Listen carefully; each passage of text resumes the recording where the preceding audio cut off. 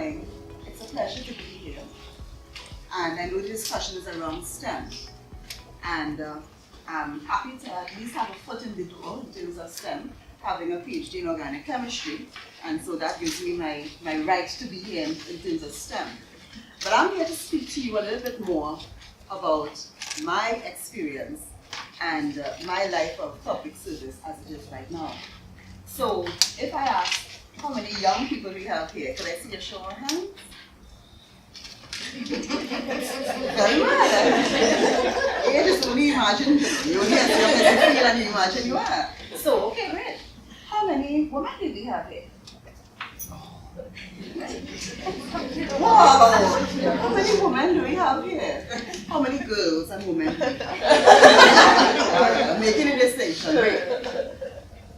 How many patriots do we have here?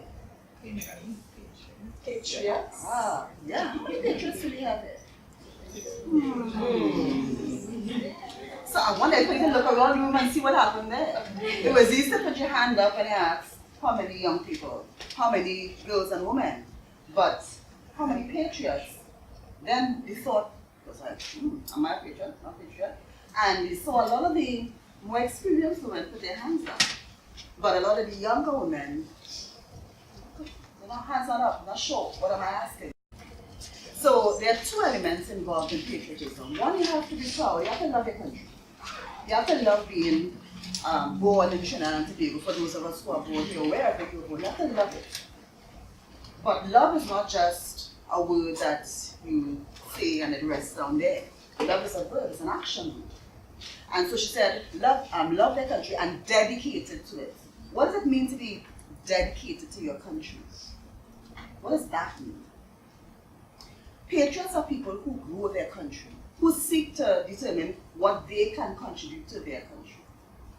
So it's not a matter of just liking to be a Trini and go and say, that's a Trini, especially when people go away, they become very patriotic. Yes. Yeah.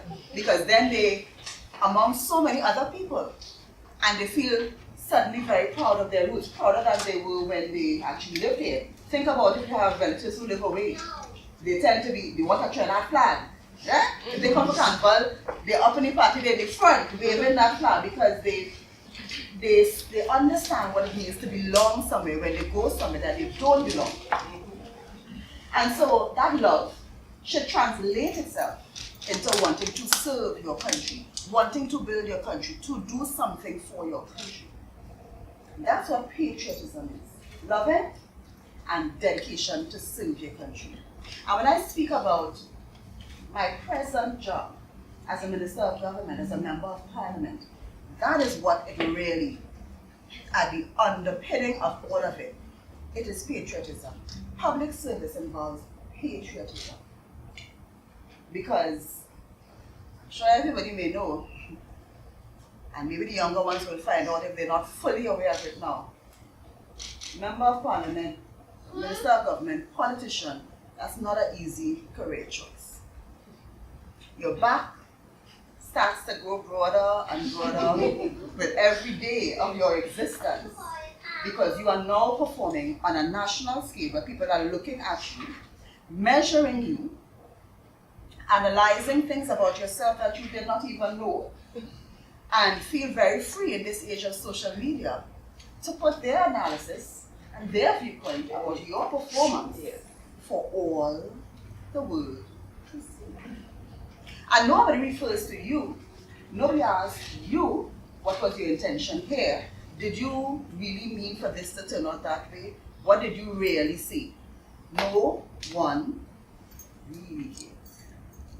And so it's a difficult decision to put yourself out, to serve yourself up on a platter and say to the nation, here I am, I want to serve you, I'm trying to do my best for you. Because it's not always taken that way. But what I want you to take away today is that you must not close yourself off to a life of public service. I want you to consider and be open to a life of public service.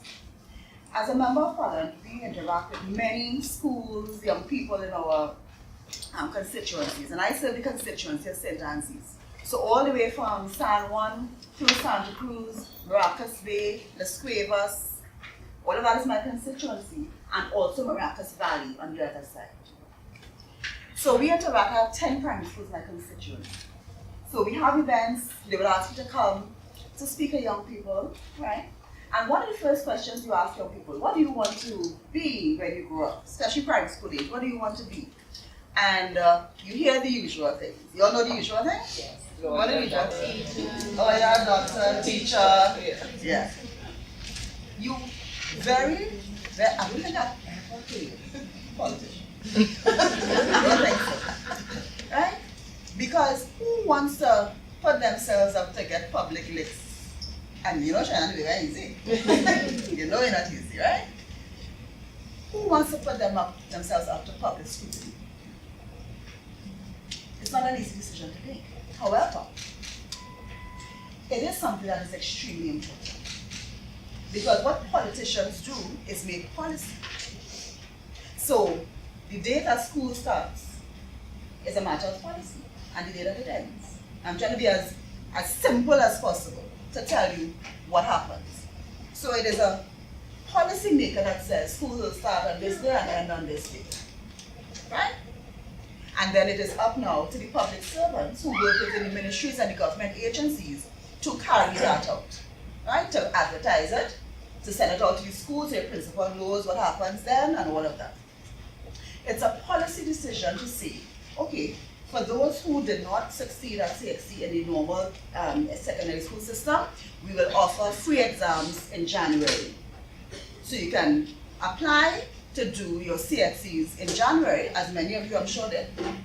When you're doing Form 5, you may have done Jan exams, and those exams are free. And they are free because it was a political decision, a policy-making decision to make those exams free. They weren't always free. That is the level that a politician operates at. And then it's carried out by the public servants. So, policy decisions run the country. They decide how the country runs, what are the systems we put in place, what are the processes. So what kind of people do we need to make those decisions? Because the country is only as good as the leaders of the country.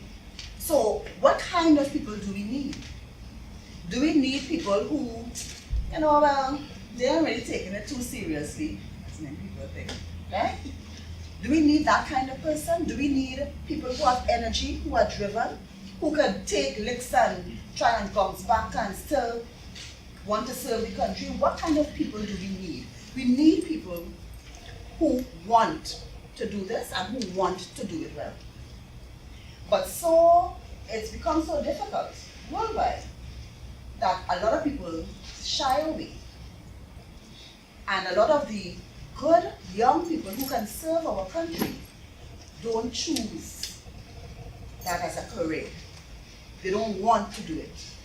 So that's why I want to say to you, as difficult as it may be sometimes, I want you to be open to the idea of who's going to run the country in a couple of years. Who's going to make policy decisions? Who's going to be a part of that system? And going further than that, why can't I be a part of that system? What are some of the things that I would like to see? What are some of the ideas that I think would make our country better? I want you to think about that. Because it may be that you would start your career doing something else, but there's always a possibility of serving your country in this way. You need educated people. You need committed people. Strong leaders. And dare I say, because this is DigiGirlz, we need more women. We need more women. The leadership of the country needs more women, but it's more difficult for us. You know why? We have children, and though you are involved in a marriage most times, or sometimes you're not, the responsibility in our society, the responsibility for children rests very heavily on women.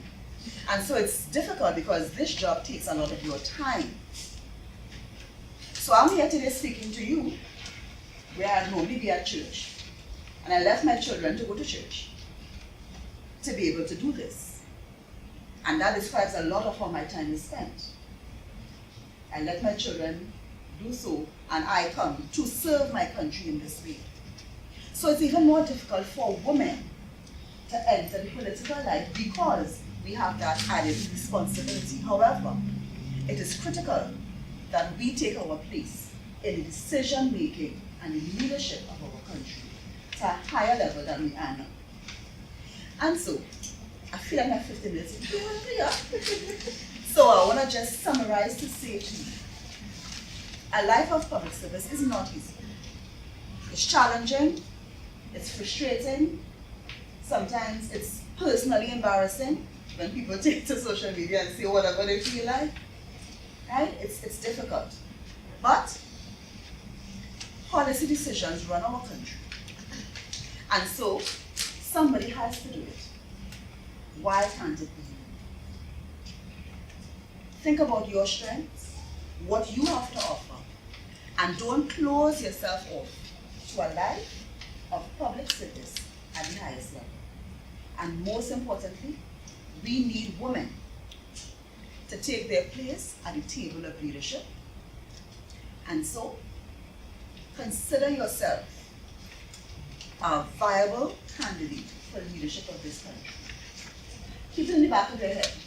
And when an opportunity arises, don't be afraid to capitalize on it.